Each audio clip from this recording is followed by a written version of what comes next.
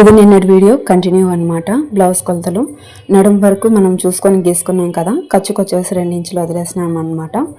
ఇంకొకటి వచ్చేసి మెయిన్గా బిరుకుట్లకు అని చెప్పేసి ఒకటి మనం ఒక గీత గీసుకున్నాము. అలాగే గీసుకున్న తర్వాత బ్లౌజ్కి వచ్చేసి బ్లౌజ్ కొలతలు టేప్ కొలతలు అనమాట మనకి. ఇంకా అలాగే మనం గీసుకున్నాం కదా, ఖర్చుకు వచ్చేసి 2 ఇంచులు వదిలేసినాను.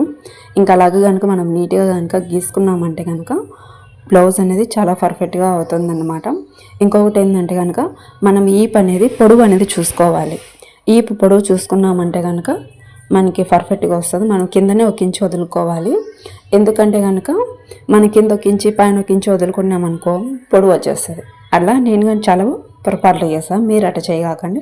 కిందే ఒక ఇంచు వదులుకోండి, కుట్లలోకి సరిపోతుంది. కింద ఒక ఇంచు పైన ఒక ఇంచు సరిపోతుంది అనమాట. ఒక ఇంచు కింద కనుక వదులుకున్నామంటే కుట్లలోకి 2 దానిలోకి వచ్చేస్తుంది. కింద ఖర్చులోకి వెళ్ళిపోతుంది, పైన షోల్డర్ దగ్గర ఖర్చులోకి వెళ్ళిపోతుంది. అలాగే వచ్చేసి ఇప్పుడు మనం సంఖ చూసుకుందాం.